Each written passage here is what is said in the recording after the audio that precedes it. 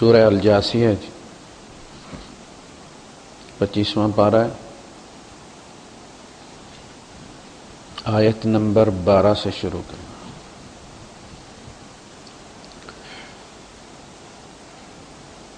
احمدہ وصلی علی رسولہ الکریم، اما بعد فاعوذ باللہ السمیع العلیم من الشیطان الرجیم، بسم اللہ الرحمن الرحیم۔ اللہ الذی سخر لکم البحر لتجری الفلک فیہ بأمرہ ولتبتغوا من فضلہ ولعلکم تشکرون، وسخر لکم ما فی السماوات وما فی الارض جمیعا منہ ان فی ذلک لآیات لقوم یتفکرون، قل للذین آمنوا یغفروا للذین لا یرجون ایام اللہ لیجزی قوما بما كانوا یکسبون، من عمل صالحا فلنفسه ومن اساء فعلیہا ثم إلى ربكم ترجعون، وَلَقَدْ آتَيْنَا بَنِي إِسْرَائِيلَ الْكِتَابَ وَالْحُكْمَ وَالنُّبُوَّةَ وَرَزَقْنَاهُمْ مِنَ الطَّيِّبَاتِ وَفَضَّلْنَاهُمْ عَلَى الْعَالَمِينَ وَآتَيْنَاهُمْ بَيِّنَاتٍ مِنَ الْأَمْرِ فَمَا اخْتَلَفُوا إِلَّا مِنْ بَعْدِ مَا جَاءَهُمُ الْعِلْمُ بَغْيًا بَيْنَهُمْ إن ربك يقضي بينهم يوم القيامة فيما كانوا فيه يختلفون، صدق الله العظيم۔ رب اشرح لي صدري ويسر لي أمري واحلل عقدة من لساني يفقه قولي، آمين يا رب العالمين۔ اللہ ہی وہ ہستی ہے، اللہ جی جس نے مسخر کیا لکم تمہارے لیے، البحر سمندر کو، لتجری الفلک تاکہ چلیں کشتیاں فیہ بیچ اس کے، بے امر ہی اس کے حکم کے ساتھ، یعنی اس نے جو لاز آف نیچر بنائے ہیں اس کے تابع وہ چلیں۔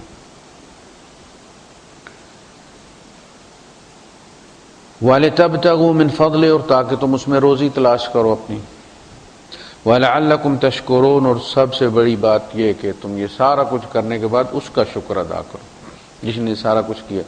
یعنی جو معلومات ہمیں حاصل ہو رہی ہیں اس میں ہمیں یہ پتہ چل رہا ہے کہ بھئی سمندر کس طرح زمین کے گرد لپیٹا گیا ہے، پانی ہونے کے باوجود، مائع ہونے کے باوجود، یہ زمین کی ایک خاص رفتار کی وجہ سے، زمین کی جو اپنی روٹیشن ہے اس کی سپیڈ کی وجہ سے جو ہے وہ قابو کر کے وہ چمٹا ہوا اس کے ساتھ، اس کی سپیڈ میں کمی بیشی اگر ہو جائے تو یہ پانی زمین سے جدا ہو جائے۔ اس لیے نیچے ہونے کے باوجود اللہ پاک فرماتا ہے کہ تمہارے سمندروں میں تمہاری کشتیوں کا چلنا جو ہے یہ تمہارے لیے نشانی ہے۔ بندہ کہتا ہے بھئی کشتی تو چلے گی نا، اس میں نشانی والی کیا بات ہے؟ نیچے پانی، اوپر آپ نے اس کے ایک تختہ رکھ دیا، وہ چل رہا ہے، تو اس میں نشانی والی کیا بات ہے؟ تو ایک وقت آیا پتہ چلا کہ نہیں صاحب یہ تو نشانی والی بات ہے، آپ تو اس گولے کے نیچے ہیں، اس فٹ بال کے نیچے ہیں، تو کشتی کا چلنا نشانی تو ہوگی نا، ورنہ تو کشتی کو گر جانا چاہیے نا، جب الٹی ہوگی کوئی چیز تو اس کو گرنا چاہیے۔ تو وہ نیچے ہونے کے باوجود سمندر اس کے اوپر ہے اور وہ اس کے اوپر چل رہی ہے، گویا سمندر اس کے اوپر چل رہا ہے کشتی کے، یہ آج ہمیں پتہ چلا ہے۔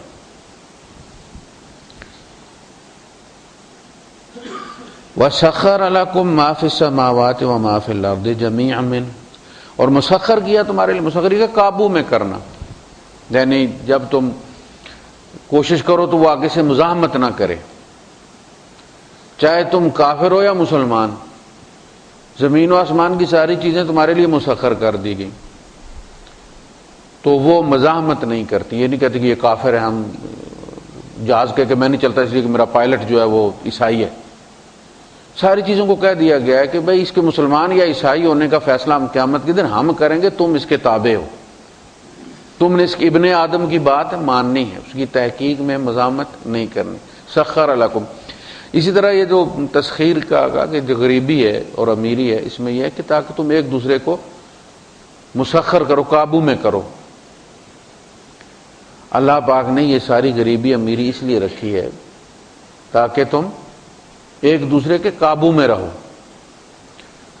تو قابو یعنی اس میں بھی لفظ مسخر استعمال کیا ہے تاکہ تم ایک دوسرے کو مسخر کرو.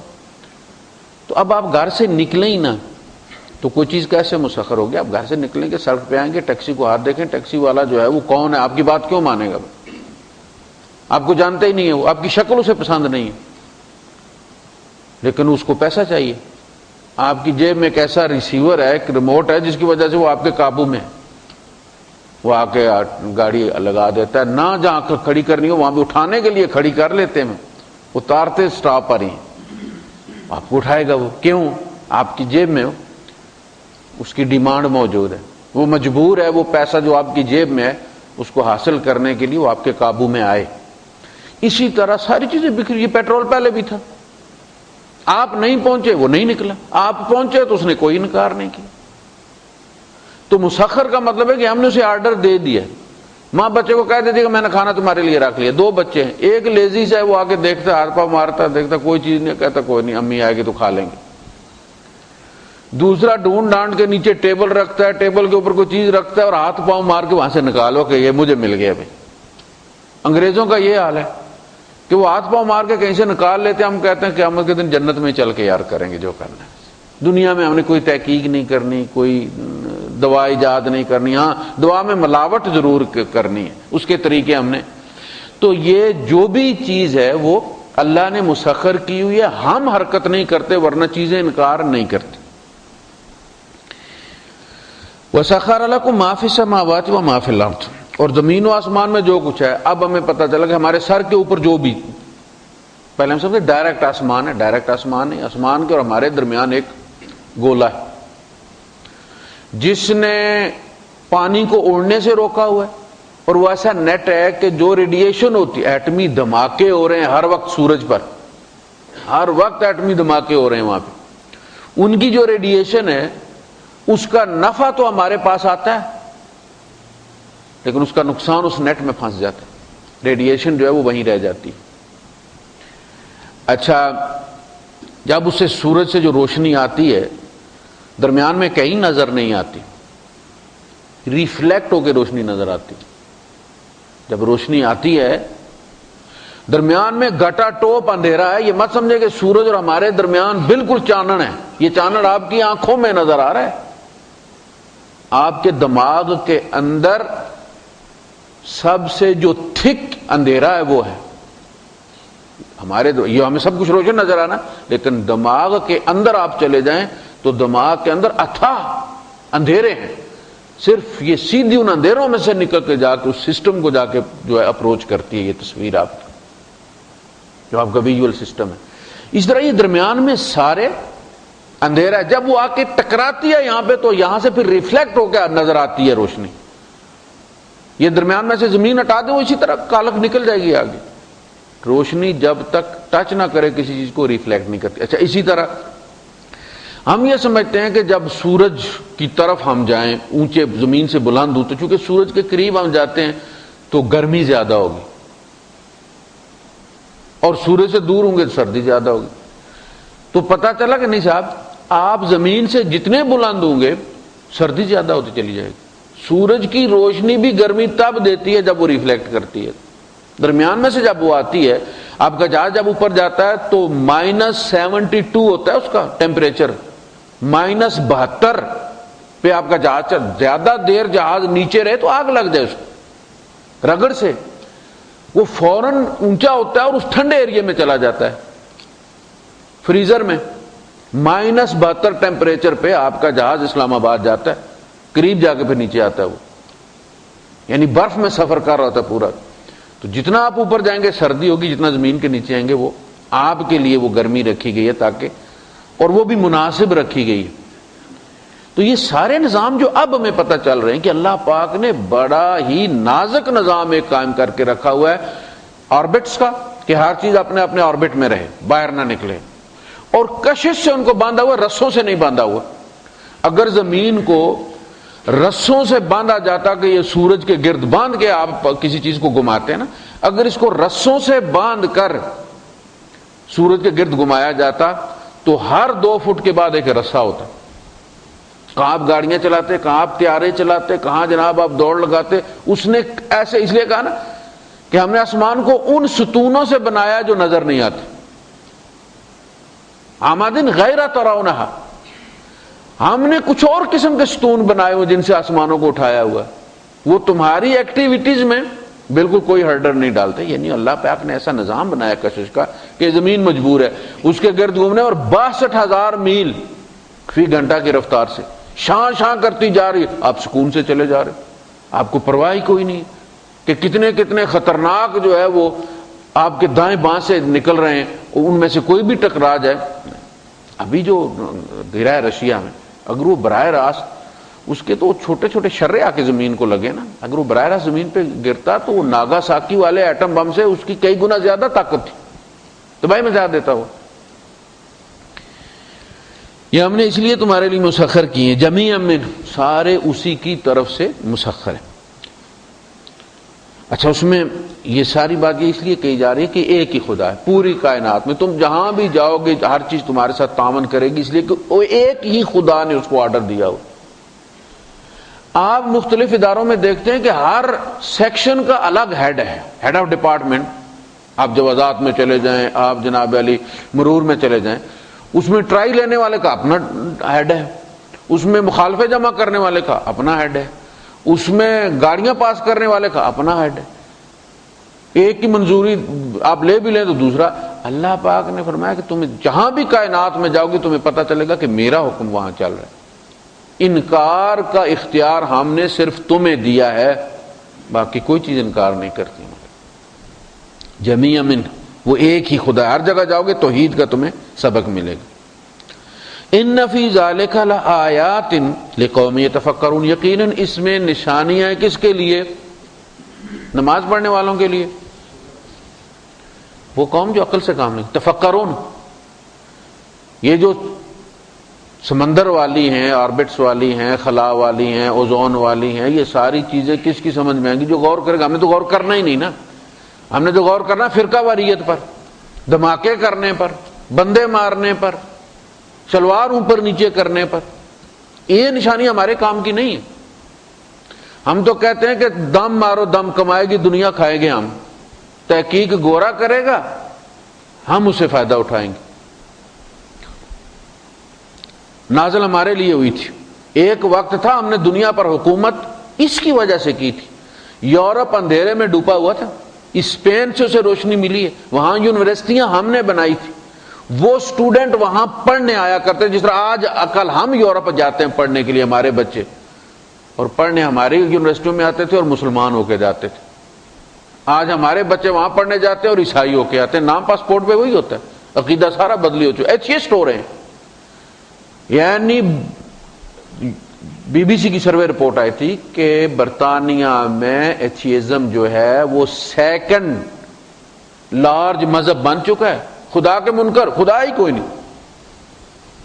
مذہب بس ہر مذہب کے مولویوں نے اپنے مفادات لوگوں سے حاصل کرنے کے لیے اللہ کا ڈراوا اور جنت اور جہنم کا ڈراوا بنا کے لوگوں کو ایکسپلائٹ کر رہے ہیں. کوئی اللہ نہیں ہے، مذہب صرف جنگیں کرواتے ہیں. سیکنڈ لارج وہ مذہب ہے بن چکا. عیسائی جتنے بھی ہیں 90% ان میں ایتھیسٹ ہو چکے ہیں، اس لیے کہ ان کے عقیدے کا سر پیر ہی کوئی نہیں ہے. تو جس طرح ہمارے بچے ایتھیسٹ ہو کے آتے ہیں، کچھ جرت کر کے انکار کر دیتے ہیں، کچھ اندر ہی دبا کے اسے رکھتے ہیں، جیسے کہ شادی کرنی ہے، بیاہ کرنا ہے، کاروبار کرنا ہے، رشتے ناتے ہیں.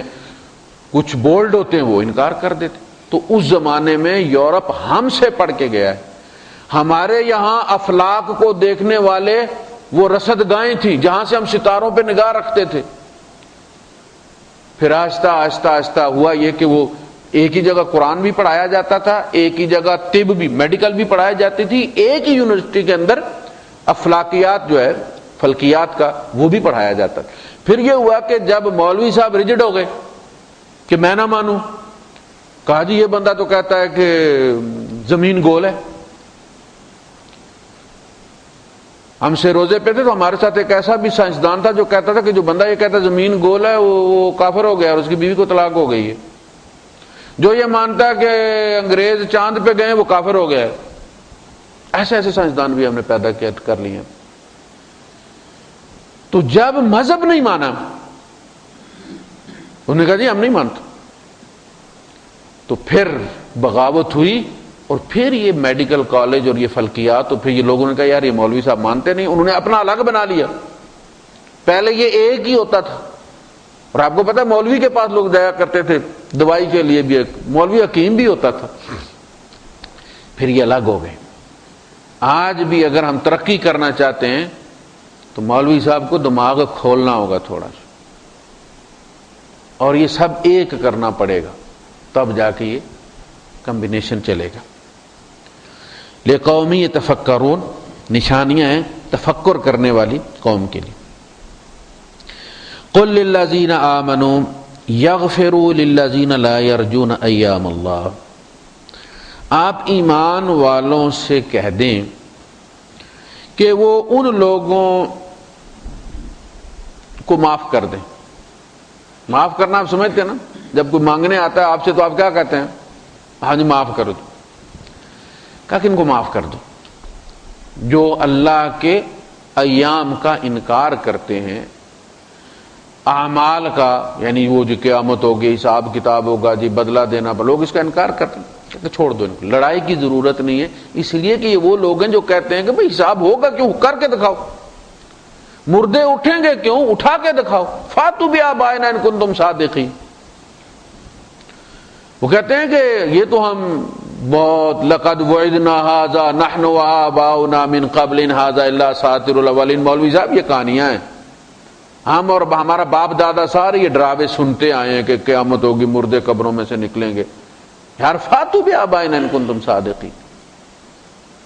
کوئی نکال کے لے آؤ، کوئی مردہ ہمیں آ کے بتائے کہ وہ آگے ہوگا. تو کہا جب مردے نکلیں گے تو پھر واپسی کی کوئی سبیل نہیں ہوگی، پھر تو ایمان مانگا ہی نہیں جائے گا نا. دیکھیں ایمان کا تقاضا جو عقیدہ ہے، عقیدے کی بنیاد ہی غیب ہے. جو چیز غیب نہیں آپ محسوس کر سکتے ہیں اس پر نہ ایمان کا فائدہ ہے نہ ایمان مانگا جا رہا ہے کہ ایمان لاؤ. کہ ایمان لاؤ کہ جناب علی قاری حنیف ہے، یہ کیا کوئی بات ہے؟ ایمان لاؤ جی فلاں بندہ ہے، ایمان لاؤ کہ ایسی ٹھنڈا کرتا ہے، یہ ایمانیات کا جزو نہیں ہے. ایمانیات وہ چیز ہیں کہ جو قیامت تک غیب ہی رہیں گے. کوئی مشین ایسی نہیں ہے جو آپ کو فرشتہ پکڑ کے دکھا دیجیے جبرائیل ہے. فرشتوں پر ایمان قیامت تک ایمان بالغیب ہی رہے گا. تو عقیدہ اصل میں جس دن کوئی چیز آپ کو محسوس ہو جائے گی، فرشتے سامنے آ جائیں گے، وجاء ربک والملک صفا صفا، تیرا رب بھی آ جائے گا اور فرشتے بھی صفے باندھ کر آ جائیں گے، اس دن فرمایا کہ ان سے کہہ دو. وہ کہتے ہیں کب ہوگی؟ باقی یوم لا ينفع الذین کفروا ایمانہم، جس دن کافروں کو ان کا ایمان نفع نہیں دے گا. جب موت کا فرشتہ نظر آ جاتا ہے تو ایمان ختم ہو جاتا ہے. دیکھیں نا فرعون بھی تو ایمان لایا تھا، کیوں قبول نہیں کیا گیا؟ کہا الآن، اب وقد عصیت قبل وکنت من المفسدین. پہلے جب کہا جاتا تھا ایمان لاؤ تم نہیں لائے، آج جب دیکھا ہے وہ جان نکالنے والا تو تمہیں اب یقین ہو گیا، دیکھنے کے بعد تو کوئی نہیں. تو فرمایا کہ یوم لا ينفع الذین کفروا ایمانہم ولا هم ينظرون، نہ مہلت دی جائے گی نہ ایمان قبول کیا جائے گا. اس دن یہ قبول کریں گے ربنا سمعنا وابصرنا، اے اللہ ہم نے سن بھی لیا، ہم نے دیکھ بھی لیا. فرجعنا، اب ہمیں واپس بھیج. فرجعنا انا موقنون، اب ایمان نہیں، اب یقین آ گیا ہے. تھا نہیں، اب یہاں پلٹ کے جانا نہیں. تو ان کو معاف کرو، ان کے ساتھ جھگڑے مت کرو. ہر چوک میں، ہر گلی میں، ٹیکسی میں، بس میں، ہوٹل میں، ڈیرے میں، یہ مناظرے کبھی کسی کو مومن نہیں بناتے. جو بندہ آگے سے بحث مباحثہ شروع کر دے نا، بات کو چھوڑ دیں آپ. بحث مباحثوں سے کبھی بھی کسی کو مسلمان نہیں بنایا جا سکتا. لِيَجْزِيَ قَوْمًا بِمَا كَانُوا يَكْسِبُونَ، وہ دن، وہ ایونٹ جس میں لوگوں کو ان کے کیے کا نتیجہ دیا جائے گا. من عمل صالحا فلنفسہ، جو نیکی کرے گا اپنے لیے کرے گا. ومن اساء فعلیہا، اور جو برائی کرے گا اس کا بوجھ خود اٹھائے گا. ثم الی ربکم ترجعون، پھر تم اپنے رب کے پاس لوٹائے جاؤ گے تاکہ تمہیں تمہارا کیا ہوا دکھا دیا جائے. یعنی نیکی بدی کا تصور ہی ختم ہو. یہ تو ارسطو نے بھی مانا ہے نا کہ کائنات کا معمہ حل نہیں ہوتا جب تک کہ کسی خالق کو نہ مانا جائے. یعنی اگر ہم فزیکلی ثابت نہ کر سکے تو اخلاقی طور پہ خدا کے وجود کے بغیر اخلاقیات کا کوئی وجود نہیں. آپ کسی چیز پہ پھر نیکی بدی جو ہے، ہو سکتا ہے آپ کی نیکی دوسرے کے لیے بدی ہے، آپ نے کسی کی جیب سے پیسے نکال لیے تو آپ کی تو نیکی ہو گئی، اس لیے کہ آپ کے بچوں کا پیٹ بھر گیا، آپ نے بچے پالے اپنے، لیکن اس غریب کے جس کے آپ نے پیسے نکال کے اپنے بچوں کو آپ نے ٹکے کھلا دیے، ہو سکتا ہے وہ اپنی ماں کی دوا لینے جا رہا تھا غریب، اور وہی اس کے پاس پیسے تھے، تو آپ اس کو کیسے کہیں گے کہ یہ جی اس نے بدی کی ہے؟ بھائی اس نے تو نفع کمایا، بدی کیسے ہو گئی؟ تو کسی چیز پر بھی اچھائی اور برائی کا آپ اطلاق کر ہی نہیں سکتے جب تک کہ آپ کسی ایسی ہستی کو نہ مانیں جو کسی کی رشتہ دار نہ ہو، کسی قوم سے اس کا تعلق نہ ہو، وہ سب کے لیے یکساں قانون بنائے، وہ میری گھر والی کو بھی تحفظ دے، آپ کی گھر والی کو بھی تحفظ دے، وہ آپ کے مفادات کا بھی خیال رکھے، میرے مفادات کا بھی خیال رکھے، ورنہ ہر بندہ جو بھی چیز اس کو نفع دے رہی ہے اس کو نیکی کہے گا، اور جو اس کو نقصان دے رہی ہے اس کو بدی کہے گا۔ ایک آدمی اگر خود کھا سکتا ہے تو خود کھانے کی بجائے کسی بھوکے کو کیوں کھلائے گا وہ خود فاقہ کر کے؟ اس لیے کہ کوئی ایسی ہستی ہے جو میرے اس فعل سے راضی ہوگی، اس ہستی کو مانے بغیر، یعنی ارسطو کہتا ہے خدا کا منکر ہے لیکن کہتا کہ میں خدا کو ثابت نہیں کر سکتا، پکڑ کے تمہارے سامنے نہیں لا سکتا، لیکن تم اس کا جواب نہیں دے سکتے کہ جب تک اس کو مانو نہ تم نیکی بدی اچھائی برائی اخلاقیات کچھ دیکھنا۔ اب میں ہمیشہ کہتا ہوں، میں نے ایتھیسٹ سے میری بات چلی جب فیس بک پہ، تو میں نے اسے کہا کہ بھائی صاحب آپ یہ بتاؤ کہ جب تم مذہب کو نہیں مانتے، تم کہتے ہو خدا کوئی نہیں، خود سب سے بنا ہے، اور خدا کو مولویوں نے ڈراوے کے لیے کریٹ کر دیا، تو میں نے اسے یہ بات کہی کہ پھر آپ کی جو بہن ہے وہ آپ کو بہت اچھی طرح جانتی ہے، بچپن سے پسند ناپسند، اٹھنے سونے جاگنے کھانے پینے کے اوقات، کون سی خوشبو تمہیں پسند ہے، تمہیں کس قسم کا رویہ پسند، وہ سب سے تمہاری واقف، اور تم اپنی بہن کے سب سے بڑے واقف۔ اگر دونوں کی شادی ہو جائے تو کامیاب جوڑی ہوگی۔ بھائی لوگ کیا شادی کیوں ناکام ہوتی ہے؟ انڈرسٹینڈنگ نہیں ہو سکی جی، میں اس کی پسند ناپسند کو نہیں جان سکا، وہ میری پسند ناپسند کو نہیں جان سکی، اسی رولے میں 2-4 بچے بھی ہو گئے اور پھر طلاق ہو، انڈرسٹینڈنگ نہیں ہو سکی۔ تو تمہاری بہترین انڈرسٹینڈنگ ہوگی، تم تو ایک دوسرے کو خون بھی دے سکو گے، بلڈ گروپ بھی تمہارا ایک ہی ہے، تم ایک جانی پہچانی عورت کو باہر کیوں دے دیتے ہو؟ میں نے اسے پوچھا کہ تم نے اپنی بہن سے نکاح کیا؟ اگر تم عقل کے تابع ہو تو تمہارے جیسا بے عقل کوئی بھی نہیں ہے کہ جس عورت کو، لڑکی کو تم جانتے ہو کہ پاک صاف ہے اور اس کی فلاں فلاں پسند ہے، اس کی یہ طبیعت ہے، سونے جاگنے کے اوقات یہ ہیں، پسند ناپسند یہ ہے، تم اسے باہر کسی انجانے آدمی کو دے دو جس کا تمہیں پتہ ہی نہیں ہے کہ وہ شرابی ہے، کبابی ہے، کون کون سی بیماری ہے اسے، اور خود تم کوئی ایسی لڑکی گھر میں لے آؤ کہ ہو سکتا ہے وہ بدکار ہو سکتا ہے کہ کوئی اور مسائل اس کے ساتھ اخلاقی، تو تم نے باہر کیوں دی اپنی بہن؟ اور کس دین نے تمہیں اس پر مجبور کیا؟ میں نے اس سے سوال کیا، یہ ایک بات۔ یہ مولانا مودودی مرحوم سے بندے نے سوال کیا تھا لندن سے۔ دوسری بات مولانا اشرف علی تھانوی صاحب نے اپنی بیان القرآن میں لکھی، میں نے اسے کہا کہ دیکھیں آپ ہمیں کہتے ہیں نا کہ خدا کا ثبوت دو، میں کیسے مانوں اس خدا کو جس کو میں چھو نہیں سکتا، میں دیکھ نہیں سکتا، میں محسوس نہیں کر سکتا؟ اس نے یہ کہا، کشمیری ہے۔ میں نے اسے کہا کہ جی آپ مغل ہیں، اپنے ساتھ جب آپ نے مغل لگایا تو اس کا مطلب ہے کہ آپ یہ مانتے ہیں کہ آپ ایک مغل کے بیٹے ہیں۔ آپ نے کس دلیل کی بنیاد پر مانا؟ آپ فیس بک پہ اس سرٹیفکیٹ کی، اپنے ڈی این اے کے کمپیریزن کی وہ سرٹیفکیٹ آپ لگا سکتے ہیں؟ آپ عقل کی بات مانتے ہیں نا، ثبوت مانگتے ہیں، بغیر ثبوت کے تو آپ کسی کی بات ماننے کے لیے تیار نہیں۔ آپ نے ایک ایسی عورت کے کہنے پر کہ جس کے جھوٹ کا ملاحظہ آپ نے زندگی میں بار بار کیا، وہ آپ سے جھوٹ بولتی ہے کہ یہ چیز دوں گی اور نہیں دیتی، محلہ بھر گواہ ہے اس کے جھوٹ کا کہ وہ جھوٹ بولتی، اس عورت کے کہنے پر تم نے بلائنڈ فیتھ، اندھا اعتماد کیا کہ یہ میرا باپ ہے اور میں اس کی اولاد ہوں اور میں مغل ہوں۔ میں نے کہا کیا ثبوت ہے تمہارے پاس؟ میں نے آج تک کوئی ریشنلسٹ نہیں دیکھا کہ جس نے ساتھ اپنا ڈی این اے رپورٹ بھی پیش کی ہو کہ صاحب سب سے پہلے ہم نے عقل کا سفر اپنے گھر سے شروع کیا ہے، ماں کی بات پر اعتبار نہیں کیا، ڈی این اے چیک کروا کے تو باپ مانا ہے اس کو۔ میں نے کہا جس کا محلہ گواہی دیتا کہ جھوٹ بولتی ہے اس پر تم اندھا اعتماد کر لو تو تم عقل مند، اور ہم اس پر اعتماد کر لیں کہ جس کے دشمن نے کیسر کے دربار میں کھڑے ہو کر گواہی دی ہے کہ اس نے زندگی بھر جھوٹ نہیں بولا، تو ہم جاہل۔ اللہ کا وجود محمد صلی اللہ علیہ وسلم کے کردار پر ڈیپینڈ کرتا ہے۔ اس کتاب کے کلام اللہ ہونے کی کوئی دلیل نہیں ہے، محمد کا سچ اس کا گواہ ہے۔ اس کتاب کے ساتھ حضور کا کردار کھڑا ہے کہ حضور کہتے ہیں کہ یہ اللہ کا کلام ہے۔ اب حضور کہتے ہیں تو ہم کیوں مان لیں؟ اس لیے کہ آپ پر آپ کے دشمنوں نے بھی کبھی جھوٹ کا الزام نہیں لگا۔ الصادق المصدوق، وہ سچا جس کے سچ کی ہر میدان میں گواہی دی گئی، جس کے سچ پر قرآن ڈیپینڈ کرتا ہے، اس پہ خدا کی مہر نہیں لگی ہوئی۔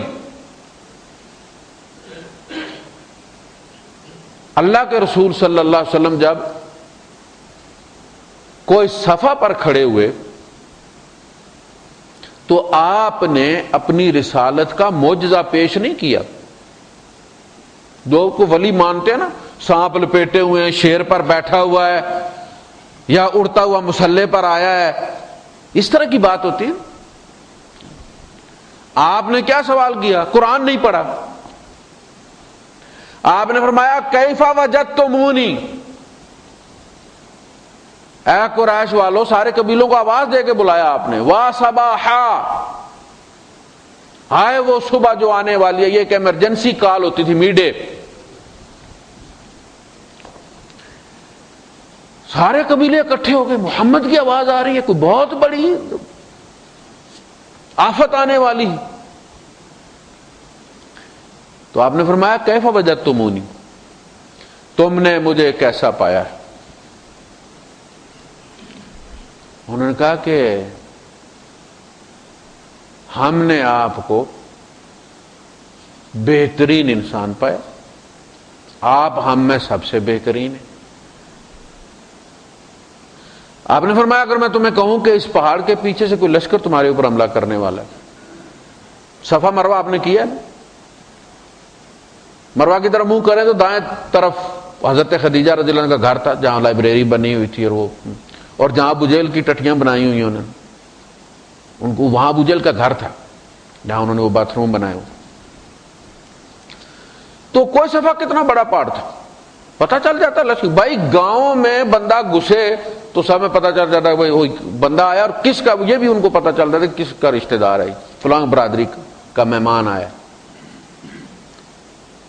اگر میں تمہیں کہوں کہ لشکر تم پر حملہ کرنے والا ہے اس پہاڑ کی اس طرف سے، انہوں نے کہا جی ہمیں پتہ ہے کہ کوئی لشکر نہیں، ہمیں پتہ ہے کہ کوئی لشکر نہیں، ادھر ہی سے تو ہم آئے ہیں، لیکن ہم مان لیں گے۔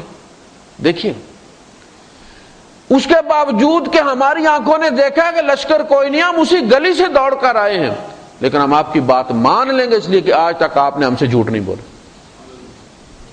کافر کہہ رہے ہیں کہ آنکھوں کا انکار کر دیں گے، آپ کی زبان پر اعتبار کریں گے۔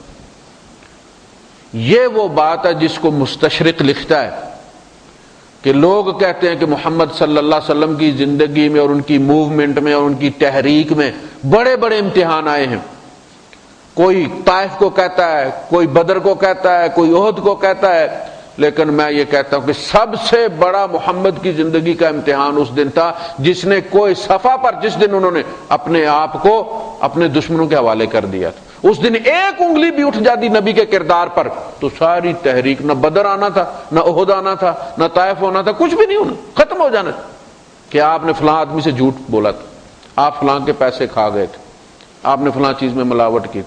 دشمنوں کے حوالے کیا، وہ پوجا کرنے والوں کے حوالے نہیں ہوتا ہے نا کہ 100 عیب بھی ہوتے ہیں تو وہ جو مرید ہوتے ہیں وہ مانتے ہی نہیں۔ قادری صاحب کے مریدوں سے منوا کے دیکھیں آپ، مریدوں کے حوالے نہیں، دشمنوں سے پوچھا ہے، اپنے آپ کو دشمنوں کے حوالے کر دیا، تم گواہی دو کیسا پایا تم نے مجھے۔ وہ کہتا ہے کہ اپنے آپ کو دشمنوں کے حوالے کر دیا، اس دن ایک انگلی اگر محمد کی طرف اٹھ جاتی اسلام ختم ہو جاتا، پری میچور ڈیتھ ہو جاتی، پری میچور ابارشن ہو جاتا اسلام کا۔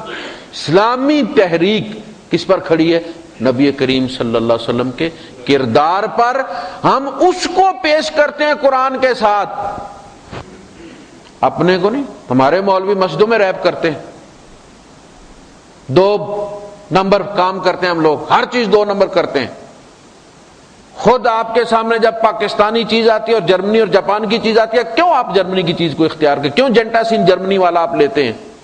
اس لیے کہ آپ کو اعتبار ہے کہ کافروں نے ملاوٹ نہیں کی ہوگی، پاکستانی مسلمانوں نے کی ہوگی۔ ہمارا کردار اس کا گواہ نہیں۔ یہ کتاب آج بھی اور قیامت تک بھی نبی کے کردار کے ساتھ چلے گی، وہ گواہ اس کتاب کا کہ یہ اللہ کا کلام ہے، ہمارا کردار نہیں۔ یہ وہ چیز ہے جو اسلام کی بنیاد میں کیا ہے؟ نبی کا کردار۔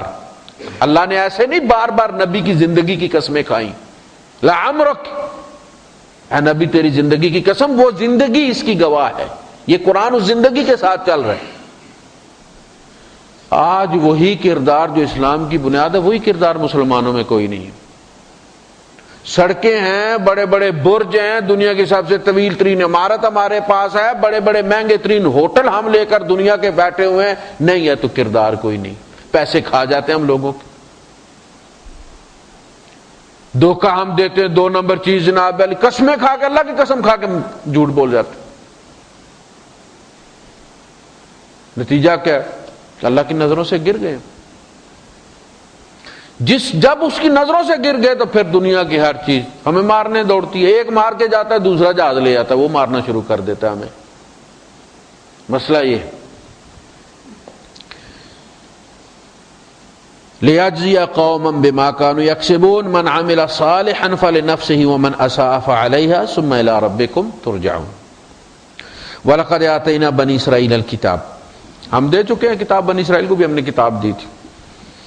والحکم، شریعت، والنبوہ، اور نبوت، ورزقناہم من الطیبات، اور ہر چیز ہم نے انہیں بہترین دی، وفضلناہم علی العالمین، اور ہم نے جہانوں پر ان کو فضیلت، بہترین علاقے ان کو دی۔ یعنی یہ سارے اکرام کرنے کے باوجود وَآتَيْنَاهُمْ بَيِّنَاتٍ مِّنَ الْأَمْرِ، واضح شریعت ہم نے انہیں عطا کی، واضح احکامات دیے۔ اللہ پاک گڈ مڈ احکامات نہیں دیتا کہ اللہ پاک کہنا چاہتا تھا اور لوگ کچھ اور سمجھے، اس کا مطلب ہے کہ اللہ سمجھا نہیں سکا۔ یعنی جب آپ یہ کہتے ہیں کہ جی قرآن کی سمجھ نہیں لگے میں، تو اس کا مطلب یہ ہوا کہ اللہ پاک آپ کو بات سمجھا نہیں سکا، الفاظ نہیں ملے اللہ پاک کو آپ کو سمجھانے کے لیے۔ ایسی بات نہیں، یہ کتاب مبین ہے، یہ کھلی ہوئی کتاب ہے، اس میں ایسی کوئی چیز نہیں ہے کہ بندہ کہ جی مجھے شریعت کے پتہ اس لیے میں گمراہ ہو گیا۔ اس کی موجودگی میں گمراہی تبھی ہوگی جب اس کے بعد ڈھونڈے گا۔ حضور نے فرمایا نا، من ابتغى الهدى من غیرہ اضلہ اللہ، اس کتاب کو چھوڑ کے اگر کسی نے ہدایت کی تلاش کی، اللہ اس کو گمراہ کر دے۔ ہدایت ہے اس میں رکھی ہوئی ہے۔ تو یہ ساری چیزیں ہم نے بنی اسرائیل کو دی تھیں۔ پھر کیا ہوا؟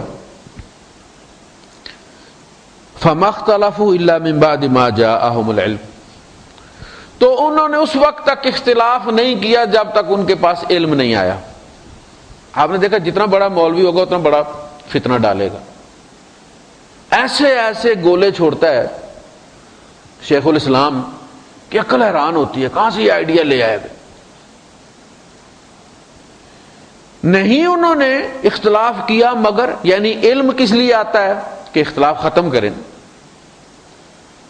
کہ بھئی یہ روڈ جو ہے یہ الین کی طرف جاتی ہے، یہ روڈ جو ہے یہ راس الخیمہ کی طرف جا رہی ہے، شارجہ دبئی کی طرف جا رہی ہے، واضح وہ لکھا ہوا ہے نا، تو وہ کس لیے ہے کہ آپ دوسری روڈ پر نہ چڑھ جائیں۔ اب بندہ جان بوجھ کے قسم کھا لے کہ جانا تو میں نے الین ہے، لیکن ٹرن میں نے لینا ہے دبئی والا، اور ساتھ دعا بھی کرنی ہے، مولوی صاحب دعا کرو اسی الین پہنچ جائیے جی۔ اتنا بڑا مولوی میرے ساتھ بیٹھا ہوا ہے تو اس کی دعا کام نہیں کرے گی؟ سامنے لکھا ہو کہ جنت ادھر جاتی ہے، یہ ٹریک جہنم والا ہے، چار جہنم والے ٹرن ہم نے وہ لینا ہے فرعون والا، اور کہنا جی دعا کرو جی اللہ پاک موسیٰ دے پرو سے سانو جنت دے، مولوی صاحب دعا کریں۔ یہ مسجد میں کارپیٹ ڈال دی ہے اور مولوی صاحب دعا کریں اللہ پاک ہمیں موسیٰ علیہ السلام کے پڑوس میں اتارے۔ او بھائی صاحب تم زندگی گزار رہے ہو فرعون والی، اینڈ تمہارا موسیٰ والا کیسے ہوگا؟ اس کے لیے تو وہ زندگی گزارنی پڑے گی نا۔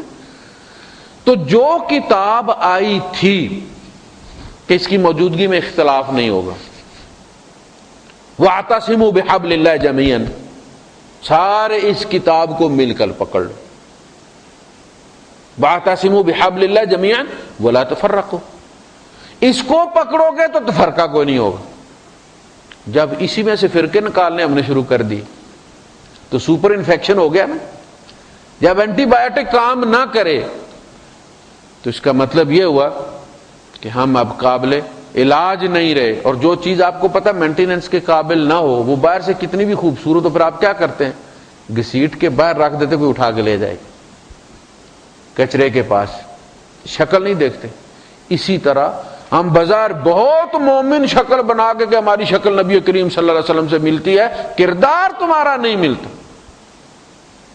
یہ بھی ایک جعل سازی ہے کہ بورڈ آپ نے لگایا ہوا ہے باہر سپیئر پارٹس کا، اندر آپ چائے بیچ رہے ہیں، بلدیہ نے چھاپا مارا ہے، پکڑ لی بھائی باہر بورڈ کس کا لگایا ہوا، اندر کام کیا چل رہا ہے؟ باہر بورڈ لگایا ہو تم نے سنت کا۔ اصول یہ ہوتا ہے کہ باہر چیزیں جو ہوتے ہیں نا یہ ہول سیل والے، یہ ٹوکریوں میں ڈال کے تھوڑی سی پتی، تھوڑی سی ہلدی، تھوڑی سی جو ہے وہ مرچیں، دھنیا باہر ٹوکریوں میں رکھتے ہیں کہ آپ کو مزید چاہیے تو اندر بوریاں بھری ہوئی ہیں۔ آپ نے جو باہر بورڈ لگایا ہوا ہے بوری بھر کے رکھا ہوئی ہے، کہ آپ یہ کہنا چاہتے ہیں کہ آپ کے اندر سنتوں اور فرضوں کی بوریاں بھر کے رکھی ہوئی ہیں۔ ذرا ہم سے لین دین کر کے دیکھو بھائی صاحب، ہمارا کھانا دیکھو پھر تو کیسے کھاتے ہیں ہم۔ تو یہ کیا، یہ جعل سازی ہے۔ اس سے وہ بندہ جو یہ سمجھتا ہے کہ میں اس قابل نہیں ہوں کہ میں یہ شکل بناؤں، اس لیے کہ میرے اعمال ایسے نہیں، وہ زیادہ معقول ہے اس کی بنسبت۔ کم از کم داڑھی کو گالی تو نہیں نہ دلواتا، سنت کو گالی تو نہیں نہ دلواتا۔ اس لیے کہ بندہ جب بھی کہتا ہے، گلہ کرتا ہے، تو کیا کہتا ہے کہ یار اس نے اتنا بڑا داڑھ رکھا ہوا تھا۔ وہ ایسے نہیں کہہ رہا، جتنا بڑا ڈنگ مارو گے اس کو وہ ویسے الفاظ استعمال کرے گا، اس لیے کہ اس نے تیرے اوپر اعتماد جس وجہ سے کیا تھا اس وجہ کوئی بلیم کرے گا نا۔ اس نے تیری سنت دیکھ کر اعتبار کیا تھا اور سنت نے ڈنگ لیا اس کو، تو وہ برا کس کو کہے گا؟ پھر تو اس کو کہے گا نا۔ تو ہمارا اصل وہ بنی، اللہ پاک جو کہنا چاہ رہا ہے وہ کہہ رہا ہے کہ دنیا کی ہر چیز ہونے کے باوجود اگر بنی اسرائیل کو ہم نے معزول کیا ہے تو ان کے کردار کی وجہ سے کیا ہے، وہ بڑے پیارے تھے ہم کو۔ اور محمد صلی اللہ علیہ وسلم کو کردار کی وجہ سے چنا ہے، اور صحابہ کو کردار کی وجہ سے خلافت دی ہے۔ جس دن یہ تمہارے ہاتھ سے نکل گیا نا اور تم رب کی نظروں سے گر گئے، اس دن تمہارے ایٹم بم تمہیں عزت نہیں دیں، تمہاری سڑکیں تمہیں عزت نہیں دیں۔ اور بھائی صاحب میراثی جو ہوتا ہے آپ کو پتہ ہے اسے اپنے ٹرن آؤٹ کا زیادہ خیال ہوتا ہے۔ میرونی سی اس نے جناب وہ پہنی ہوئی ہوتی ہے، پورے مجمع میں الگ نظر آتا ہے، خصہ اس کا جناب میرونی ہوتا ہے، بلکہ چاں چاں کرنے والا ہوتا ہے، سونے کا دانت اس نے لگوایا ہوا ہوتا ہے، لیکن اس سے وہ سونے کا دانت لگا کے چودھری ہو جاتا ہے۔ تم موٹر وے بنا لو، دنیا کی سب سے بلند عمارت بنا لو، جب تم بھیک لینے جاتے ہو اور تمہاری قسمت کے فیصلے ہوتے ہیں کہ امداد دینی ہے نہیں دینی، دینی ہے تو کتنی شرطوں کے ساتھ دینی ہے، تو یہ جو تم پہن کے جاتے ہو، سینکڑوں تم وزیر ساتھ جہاز بھر کے لے کے جاتے ہو، مہنگے ہوٹلوں میں تم رہتے ہو، ان کا وزیر اعظم سائیکل پہ جاتا ہے، تمہارا 150 گاڑیاں لے کے جاتا ہے تو پھر وہ کہتے ہیں سرکار ہم اپنے عوام کا ٹیکس اٹھا کے ان کتوں کے آگے کیوں ڈالیں؟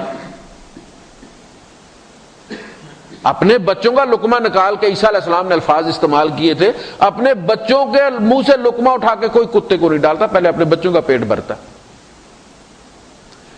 تو بنی اسرائیل کردار کی وجہ سے رد ہوئے تو اللہ کی نظروں سے گر گئے، اللہ نے ان کو معزول کیا، کردار کی وجہ سے ایک قوم کو لے کر آیا، اور وہ رہے گا تو تم غالب رہو گے۔ اللہ پاک نے فرمایا انتم الاعلون ان کنتم مومنین، اگر تم مومن ہوئے تو یقیناً تم غالب رہو گے، کسی قسم کے بھی جو ہے وہ حالات آ جائیں۔ ان ربک یقضی بینہم یوم القیامہ، اس کتاب کی موجودگی میں جب اختلاف نہ مٹے تو اس کا مطلب ہے کہ اب بات قیامت کوئی فیصلہ ہو، جب سامنے رب کی عدالت لگے گی اور وہاں پہ فیصلہ ہوگا، جب یہ کتاب فیصلہ نہ کر سکے، اس لیے بھیجا گیا کہ اگر تم چاہتے ہو کہ قیامت کی عدالت میں فیصلہ نہ ہو تو پھر اس کتاب پہ فیصلہ کر لو۔ فیما کانوا فیہ یختلفون، جن معاملات میں وہ اختلاف کیا کرتے تھے۔ ثم جعلناک علی شریعۃ من الامر، پھر ہم نے آپ کو ایک شریعت عطا کی، دین عطا کی، فاتبعها، آپ اس کو فالو کریں، آپ اس کا اتباع کریں، ولا تتبع اهواء الذین لا یعلمون، اور آپ ان کا اتباع نہ کریں کہ جو نہیں جانتے۔ انہم لن یغنوا عنک من اللہ شیئا، یہ لوگ اللہ کے یہاں تمہارے کسی کام نہیں آئیں گے۔ وَإِنَّ الظَّالِمِينَ بَعْضُهُمْ أَوْلِيَاءُ بَعْضٍ، اور ظالم ایک دوسرے کے سپورٹر ہوتے ہیں، یعنی بدکار آدمی بدکار کا سپورٹر ہوتا ہے، کبھی بھی نیک آدمی کا سپورٹر وہ ہو ہی نہیں سکتا، اس کی فطرت اس چیز کو پسند نہیں کرتی۔ واللہ ولی المتقین، اور اللہ ہی مومنوں کا پشت پناہ ہے۔ ھذا بصائر للناس، یہ بڑی بصیرت کی باتیں ہیں لوگوں کے لیے، اسٹیٹمنٹ سب فیکٹ ہے، یہ کس کے لیے؟ لوگوں کے لیے، اور یہی باتیں ہدن و رحمہ، ہدایت اور رحمت ہے کس کے لیے؟ لقوم یوقنون، جو یقین کر لیں۔ ام حسب الذین اجترحوا السیئات، یہ وہی بات آگئی جو میں پہلے کر چکا ہوں کہ زندگی تو ہم نے گزارنی ہے فرعون والی، ٹرن ہم نے لینا ہے دبئی والا، لیکن ہم نے دعا کرنی ہے کہ اللہ کرے الین پہنچ جائیں ہم، اور لوگوں کو یہ بھی کہنا کہ حج پہ دعا کرنا، عمرے پہ جا رہے میرے لیے دعا کرنا، اللہ پاک مجھے الین پہنچا دے گاڑی سمیت اٹھا کے۔ ام حسب الذین اجترحوا السیئات، جو لوگ برائیاں کرتے ہیں کیا انہوں نے یہ حساب لگا رکھا ہے، یہ کیلکولیشن کر کے رکھی ہوئی ہے، ان نجعلہم کالذین آمنوا وعملوا الصالحات سواء، کہ ہم انہیں ٹھہرائیں گے، بنائیں گے، کر دیں گے برابر ان لوگوں کے جو ایمان لائے اور انہوں نے اعمال صالحہ کیے، سواء محیاہم ومماتہم، کہ ان کا جینا اور ان کا مرنا ایک جیسا کر دیں گے ہم۔ اگر تمہاری زندگی ایک جیسی نہیں ہے تو تمہاری موت کیسے ایک جیسی ہوگی؟ ایک شراب خانے میں، ایک مسجد میں، تو تمہاری موت کیسے ایک جیسی ہوگی؟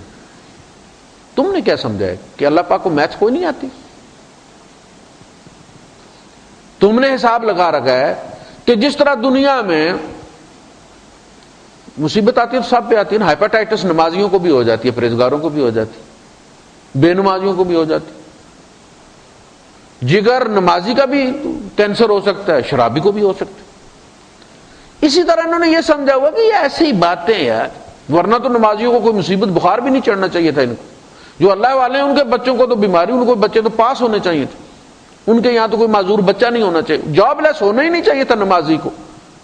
تو پتہ چلا کہ نہیں، بس ایسے ہی اللہ کا ڈراوا دیتے ہیں، اللہ کوئی نہیں، ورنہ اللہ اپنی پارٹی کا خیال رکھے، بندے کھپانے کی کوشش کرے کہ یہ جاب نکلا ہے نمازی کو لگا دو وہاں پہ، اور جو نماز نہیں پڑھتا اس کو ڈسمس کروا دو۔ تو انہوں نے یہ سمجھا کہ آخرت میں بھی اسی طرح ہی ہوگا، اندھے کی لاٹھی چلے گی، کچھ لوگ جنت میں چلے جائیں گے بے شک انہوں نے نماز نہ پڑھی، اور کچھ لوگ جہنم میں چلے جائیں گے ساری زندگی سالے گزار کے۔ کہا نہیں، ساء ما یحکمون، یہ بہت برا فیصلہ کیا تم لوگوں نے، بڑے اچھے جج ہو تم بھائی کہ تم یہ فیصلہ کر رہے ہو، تم اپنے غلاموں میں جو کام نہ کرنے والا اور کرنے والا ایک ہی جیسا ہوتا ہے تمہارے، ان کے ساتھ ایک ہی طرح کرتے ہو، جس کو تم سوتا ہوا پاتے ہو ڈیوٹی ٹائم میں اس کو اسی وقت شاباش دیتے ہو، ٹرافی دیتے ہو تم اس کو، مجھے تم یہ کہتے ہو کہ میں بلاؤں حی علی الصلاۃ اور وہ سویا رہے اور پھر اسے میں ٹرافی دوں گے، ویری گڈ، بہت اچھی نیند تھی اور تم خواب جو دیکھ رہے تھے ویری گڈ، یہ چاہتے ہو تم مجھ سے۔ ساء ما يحكمون، بہت برا جو تم فیصلہ کرتے ہو۔ اور اللہ پاک نے آگے پھر فرمایا کہ میں نے زمین و آسمان پیدا ہی امتحان کے لیے کیے، اسی لیے تو کیے کہ میں چنوں اچھے کون اور برے کون ہیں، جن کو میں زندگی دوں۔ یعنی زندگی ابھی دی نہیں گئی ہے، یہ زندگی کا ٹرائل ہو رہا ہے۔ یہ زمین پہ جو ہم پیدا ہوتے ہیں 5 10 20 30 50 سال کے لیے، یہ ٹرائل ہے، اس میں ہمیں سلیکٹ کیا جا رہا ہے کہ کون شخص، یہ زندگی اتنی اچھی چیز ہے، آپ نے مزہ کیا نا اتنے سال، بہت اچھی چیز ہے، بیوی بچے جاب صحت جوانی، کہا کہ ہم یہ سلیکشن کر رہے ہیں، اصلی زندگی ہم نے دی نہیں، ایک سیمپل تھا تمہیں چکھایا تھا، اس کے لیے تمہیں امتحان دینا ہے، پاس ہو جاؤ گے تو قیامت کے میدان میں حشر میں پھر وہ بانٹی جائے گی وہ زندگی، اور جو باقی کچرا بچ جائے گا اس کو کیا کرتے ہو تم لوگ، جلاتے ہو نا، وہ ہم جلا دیں گے، ادھر ڈال دیں گے اس کو۔ یہ اگلا رکوع کا موضوع ہے، انشاءاللہ اس پہ اگلے درس میں بات کریں گے۔